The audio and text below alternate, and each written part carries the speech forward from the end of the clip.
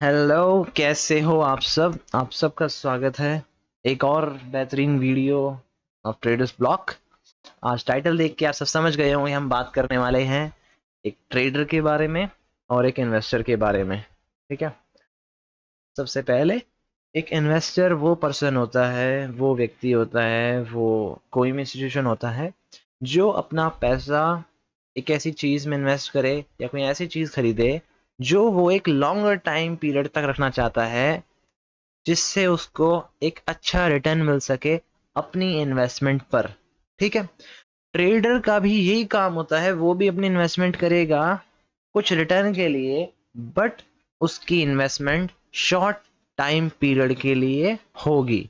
और ट्रेडर बहुत mid short term से लेकर इंट्राडे प्ले कर सकता है, जैसे कि एक दिन के अंदर ही आप अपना ट्रांजैक्शन कर रहे हो बाइंग और सेलिंग का, कोई चीज लेने का और उसको उसी दिन प्रॉफिट में या लॉस में बेच देने का।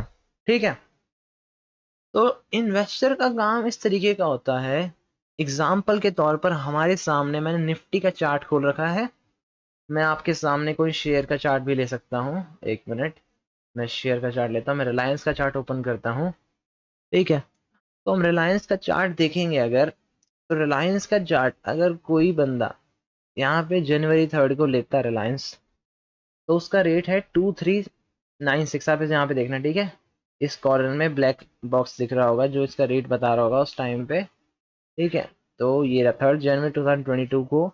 अगर किसी ने फर्स्ट डे 2021 में रिलायंस लिया होता 2402 पे, और आज वो 2402 पे ही बैठा हुआ है। अभी अभी साल खत्म नहीं हुआ है, होप्स तो इस साल का एक रिटर्न मिल जाएगा ऑन एन एवरेज, जो हर साल देते हैं अच्छे शेयर्स। तो ये 22, अभी ये दिसंबर टू यहाँ तक का टाइम है सर, दिसंबर तक का, दिसंबर एंड तक का। तो यहाँ पे अभी और रिटर्न दे सकता है ऑन एन एवरेज, वो ऊपर और डाउन दोनों साइड जा सकता है अभी। ठीक है, तो एक इन्वेस्टर ने ईयर के स्टार्टिंग में यहाँ पे इन्वेस्टमेंट करी अपनी 2022 में, उसने यहाँ खरीद लिया और वो अभी होल्ड करके बैठा है इन्वेस्टर। और अभी वो आने वाले एक साल में भी रखेगा और 2 साल में भी रखेगा, और रिलायंस आपको इससे ऊपर ही मिलेगा। 3000 क्रॉस करेगा, 3300 क्रॉस करेगा, जहां तक उसको करना होगा वो कर देगा, एक साल में, 1.5 साल में, जब भी करना होगा। ठीक है, तो जो इन्वेस्टर था उसने ले लिया यहाँ पे 2022 में अपना शेयर, वो आराम से बैठा है और वो देख रहा है कि यहाँ पे उसका भी प्राइस उसी पे चल रहा है जो उसने लिया, उससे एक दो पॉइंट ऊपर हो सकता है, उससे एक दो पॉइंट नीचे हो सकता है, देख सकता है अभी उसको अपनी स्क्रीन पर। ठीक है, पर जो ट्रेडर है, ट्रेडर ने क्या काम करा है कि जो एक साल का पीरियड था जब इन्वेस्टर इन्वेस्टमेंट करके बैठा था, उस टाइम पे जो ट्रेडर था वो इन फ्लक्चुएशन पे प्ले कर रहा था।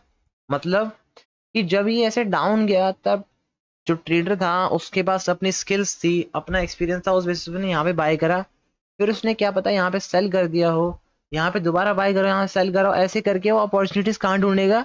वो अपॉर्चुनिटी इस टाइम फ्रेम में ही ढूंढ रहा है।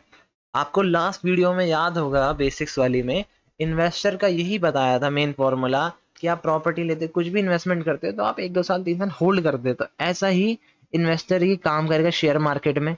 उसने यहाँ पे ले लिया 2021 में, तो उसको 1 साल हो गया, अब वो 2 साल 3 साल भी रखेगा उस चीज को, और ये रिलायंस शेयर भी उतना ही रिटर्न दे के जाएगा जितना उसको कुछ नहीं दे सकता था। ठीक है, तो अब मैं आपको बताता हूँ कि जो ये फर्क बन जाता है एक इन्वेस्टर में और ट्रेडर में क्यों होता है। कि ज्यादातर कुछ कुछ बंदे सोचते हैं इन्वेस्टमेंट करेंगे, और कुछ होते हैं जो स्टार्टिंग में सोचते हैं कि हम ट्रेडिंग करेंगे, बट रियलिटी ये होती है कि आप ट्रेडिंग में उतने दिन सस्टेन नहीं कर पाते हो। ठीक है, फर्क मैं बताता हूँ आपको क्या है। कि ये ट्रेडिंग बिल्कुल वैसे ही है कि आपने एक नए नए ड्राइवर को, जिसने गाड़ी अभी अभी सीखी है, उसके हाथ में आपने ट्रक दे दिया, जिसके लिए एक नॉर्मल बंदे के लिए भी कुछ एडवांस स्किल चाहिए होती है ट्रक को ड्राइव करने के लिए। क्यों? क्योंकि जो नया नया ड्राइवर है उसने भी सीखा क्या है, उसने ब्रेक क्लच ये सब सीखा है। समझ रहे? जैसे आप नए नए शेयर मार्केट में, तो आपने सिर्फ यही पता करा भी कि अच्छा ये शेयर्स होते हैं, ये हमारा निफ्टी इंडेक्स होता है, ऐसे शेयर अप डाउन चलते हैं, market goes up and comes down.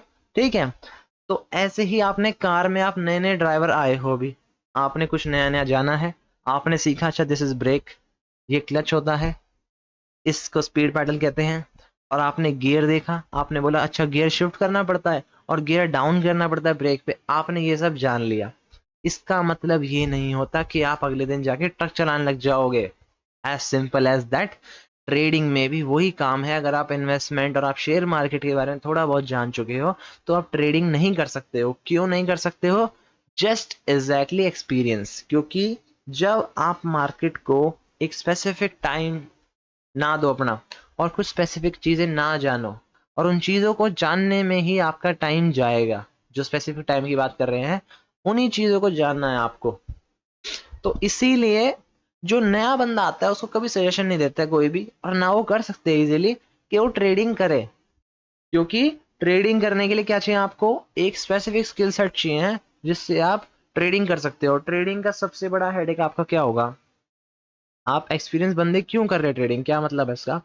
कि अगर मान लो जो इन्वेस्टर है उसने इस डेट पे लिया ईयर के स्टार्टिंग में और वो होल्ड करके बैठा है, उसका अब क्या काम है? उसको अपने शेयर पे बस देखना है कंपनी अच्छा चल रही है, प्रॉफिट दे रही है, अपना जो क्वार्टरली रिजल्ट आ रहे हैं, ये काम सिंपल सा फॉलो कर रहा है वो। और company is good, quarterly result are good, तो वो अपने आप आराम से होल्ड करके बैठा रहेगा, उसको कुछ नहीं देखना है। बट जो ट्रेडर है, ट्रेडर को अपनी पोजीशन को बनाने का, कट करने का, चीजें कहाँ देखनी पड़ेगी? बहुत बारी चार्ट्स पे देखनी पड़ेगी। कैसे? अगर कोई यहाँ पे फेब्रवरी में कोई देख रहा है कि ट्रेडर के भैया यहाँ पे अपॉर्चुनिटी मिल रही है उसको रिलायंस बाय करने की, तो हो सकता है बहुत बार ऐसा भी होएगा कि इन्वेस्टर ने यहाँ पे लिया और वो अभी नो गेन पे चल रहा है, पर कोई ट्रेडर इसी साल में उसने इस पोजीशन को, रिलायंस को यहाँ बनाया 2200 पे, 2300 पे, और उसने 2400, 2500, 2600 पे कट कर दिया। फिर उसने दोबारा अपॉर्चुनिटी ली, उसने यहाँ पे बाय करा, उसने यहाँ कट कर दिया। तो आप मान के चलो कि ट्रेडर ने 20-25% रिलायंस शेयर से निकाल लिया रिटर्न, और इन्वेस्टर ने अभी नहीं निकाला। बट रियलिटी ये है कि बहुत बार ट्रेडर निकाल लेगा साल में रिटर्न, बट इन्वेस्टर को मिलेगा ओवरऑल बेस्ट रिटर्न जो कहीं से भी नहीं निकाल सकता है। क्योंकि रिलायंस नेक्स्ट साल जब चल रहा होगा, बहुत बार ऐसा ही रैली आएगी जैसी रैली आई है और अभी आने वाली है इंडियन बुल मार्केट में, कि अप्रैल से लेके वो यहाँ पे इतना गेन चला गया। अब ट्रेडर यहाँ पे बार बार अपॉर्चुनिटी नहीं ढूंढ पाएगा इतनी आसानी से, और बहुत बार ट्रेडर भी थक जाएगा कि कितना जाएगा। बट इन्वेस्टर आंख बंद करके बैठ सकता है बहुत देर तक, और देखो ऐसा रन मिलता है, ऐसा रन मिलता है मार्केट का, यहाँ से यहाँ तक का रन मिलता है इन्वेस्टर को एंजॉय करने के लिए। बहुत बार ट्रेडर ऐसे रन नहीं पकड़ पाएंगे लॉन्गर रन में, पर लॉन्गर रन का रन बहुत ही बेस्ट होता है और बहुत ही ज्यादा रिटर्नेबल होता है। ठीक है, तो यही फर्क आपको समझ में आया एक तरीके से। ठीक है, अब मैं आपको एक नोट पैड पे डिफरेंस बताता हूँ कि नॉर्मल जो हमें समझ में आते हैं इन्वेस्टर में और ट्रेडर में। ठीक है, हाँ, इन्वेस्टर को क्या चाहिए होता है? कम से कम बेसिक नॉलेज। ठीक है, बेसिक नॉलेज जो मैंने आपको कुछ वीडियो में समझाई थी, और जो आपको बेसिक चीजें बताई थी, सिर्फ वही जानकारी आपको, शेयर आप चूज कर सकते हो आराम से। ट्रेडर को क्या चाहिए? उसको एट लीस्ट 2+ 2+ एक्सपीरियंस चाहिए उसको। कितने साल का? 2 साल से ज्यादा का। ठीक है, 2 साल से ज्यादा का एक्सपीरियंस होना चाहिए। और 2 साल क्यों बोलते हैं? 3 साल बोलते हैं कुछ लोग, बट 2 साल और एवरेज इसलिए कि मार्केट आपको एक साइकिल दिखा देती है अपनी, एक अपवर्ड जर्नी और एक डाउनवर्ड जर्नी की। ठीक है, क्या मतलब है? कि मार्केट एक बार 1 साल पूरे अप गई, फिर 1 साल वो डाउन भी गई, और तीसरे साल में भी वो वॉलेटाइल भी रह सकती है और एक ही पोजीशन में रहेगी। ठीक है, अप डाउन उसी पोजीशन में करती रहेगी, वहीं पे ना ज्यादा ऊपर भाग पाएगी और ना ज्यादा नीचे गिर पाएगी। ठीक है, इन्वेस्टर का इसके बाद क्या काम रह जाता है कि इन्वेस्टर इसके बाद ये यहाँ पे, हाँ ठीक है, तो इन्वेस्टर का नेक्स्ट चीज क्या आई कि इन्वेस्टर को रिलीफ होता है। किन चीजों से रिलीफ होता है इन्वेस्टर को? एक इन्वेस्टर आराम से अपनी पोजीशन बना के इन्वेस्टमेंट करके सो सकता है, कोई दिक्कत नहीं होनी उसको। ठीक है, जब तक कंपनी बेस्ट है तब तक कंपनी में कोई दिक्कत नहीं है, इन्वेस्टर बिग रिलीफ है, आराम से रह सकता है। ठीक है, कोई उसको दिक्कत नहीं आने वाली। बट ट्रेडर का क्या आएगा? ट्रेडर होना चाहिए फोकस्ड। ट्रेडर को अपनी जो पोजीशन बनाई हुई है उन पोजीशन के बारे में फुल इंफॉर्मेशन होनी चाहिए, और क्या डेली डाटा चल रहा है उसको डेली चेक करना पड़ेगा, हफ्ते में चेक करना पड़ेगा, जिस हिसाब से उसने पोजीशन बनाई है, वीकली बनाई है, मंथली बनाई है, उसके अकॉर्डिंग उसको चेक करना पड़ेगा। ठीक है। इसके अलावा इन्वेस्टर में बेनिफिट आपको क्या मिलेगा कि आपको लॉन्गर रन में बिग प्रॉफिट्स मिलेंगे। ठीक है। अब ट्रेडर का इसमें क्या ही फर्क आ जाएगा, ट्रेडर का यहाँ पे फर्क आएगा। हाँ, ट्रेडर को प्रॉफिट्स मिलेंगे but they can be reduced, but it can be reduced. कैसे? ये इस लाइन में आ रहा है, मैं बताता हूँ आपको कैसे रिड्यूस होंगे उसके प्रॉफिट। क्योंकि अगर कोई ट्रेडिंग कर रहा है, मान लो मैं चार्ट पे जाता हूँ अभी, अगर कोई ट्रेडिंग अभी कर रहा है, मैंने एग्जांपल लेके बताया था कि किसी ने पोजीशन यहाँ बनाई, डाउन में अपॉर्चुनिटी देखी, उसने अप में जाके काट दिया जब वो 2700 पे गया रिलायंस, फिर दोबारा शेयर डाउन आया 1 मंथ के बाद, 2 मंथ के बाद, जब 2500 पास में दोबारा लिया और फिर उसने काट दिया।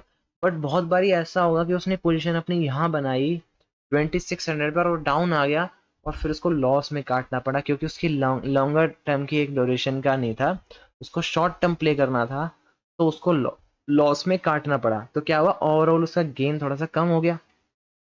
तो ऐसा हो सकता है ट्रेडर के साथ में, क्योंकि उसने एक साल प्रॉफिट कर लिया, नेक्स्ट टाइम उसका क्या पता लॉस भी हो जाए। बट इन्वेस्टर का क्या है कि उसने एक बार पोजीशन बना ली तो वो लॉन्गर टाइम में वो प्रॉफिटेबल ही रहेगी। अगर आप रिलायंस का चेक करोगे चार्ट, तो हर साल 1-2 साल में वो पोजीशन बढ़ती जाएगी। कैसा है चार्ट? हमेशा अपवर्ड मूविंग। ठीक है। यहाँ पे था, उसको यहाँ का रेट नहीं मिलेगा, यहाँ का रेट नहीं मिलेगा, किसी को यहाँ का रेट नहीं मिलेगा, यहाँ का रेट नहीं मिलेगा, 2000 पे नहीं आएगा रिलायंस आने वाले 5 साल तक, नहीं आने वाला भाई। क्योंकि मार्केट को जाना ही ऊपर है। आप रेट चेक कर लेना कितने टाइम का है, कहाँ है, 18 का, 2018 का 2020 में आके एक बार आ गया। तब आप समझ रहे हो कि जो यहाँ का रेट है 2021 का, वो यहाँ पे आ ही नहीं पाएगा। 2023 निकल गया, अब इसका मुझे कोई चांस लग रहा है अभी तक आने का, बट ये निकल गया, उसके बाद कोई चांस ही नहीं कि आ जाएगा, क्योंकि चार्ट को अपवर्ड स्लोपिंग ही बनना है, कंपनी को अच्छे रिजल्ट शो ही करने हैं और शेयर को ऊपर ही जाना है। ठीक है। It will certainly go up और इन्वेस्टर को उसका रिटर्न मिल जाएगा। तो आप समझ चुके होंगे इस वीडियो में कि इन्वेस्टर और ट्रेडर में फ़र्क क्या आता है। और आप ये टिप हमेशा याद रखना कि अगर आपको ट्रेडर बनना है तो आप याद रखना कि it can be boring, it can be riskier, आपका कैपिटल बर्बाद हो सकता है अगर आपने स्टार्टिंग में गलतियां करी। I also had lose money some time, starting में बिगनिंग मैंने भी अपना पैसा थोड़ा सा लूज करा था, और वो हो जाता है जब आप मिस्टेक्स कर रहे हो। आपके लिए यही सलाह रहेगी कि आप इन्वेस्टिंग में जा रहे हो तो इट्स बेटर, बेस्ट। अगर आप ट्रेडिंग की सोच भी रहे हो तो आप किसी का प्रॉफिट देख के मत घुसना, बिकॉज मैं भी किसी का प्रॉफिट देख के शेयर मार्केट में नहीं घुसा था। वो एक अलग स्टोरी है, कभी और बाद में डिस्कस करेंगे कि why I entered in market. But जो ट्रुथ है कि मैं किसी का प्रॉफिट या शेयर के बड़े बड़े आपने टारगेट 1000 करोड़ देख के नहीं कभी घुसा था, मेरा अलग रीजन था। ठीक है। तो आप भी किसी का प्रॉफिट या ये सब देख के शेयर मार्केट से अट्रैक्ट मत होना, क्योंकि बाद में बहुत ज़्यादा मेहनत है। और अगर आपको मेहनत किस चीज़ के लिए करनी है तो बहुत बड़ा गोल होना चाहिए, और वो गोल नहीं होगा क्योंकि आपका सिर्फ एक गोल पैसा था, और वो पैसा आपसे मेहनत इतनी नहीं करा पाएगा जब आप हार रहे होंगे, जब आप लूज कर रहे होंगे मार्केट में। ठीक है। Thank you for watching this video. Hope you will come another time in another video.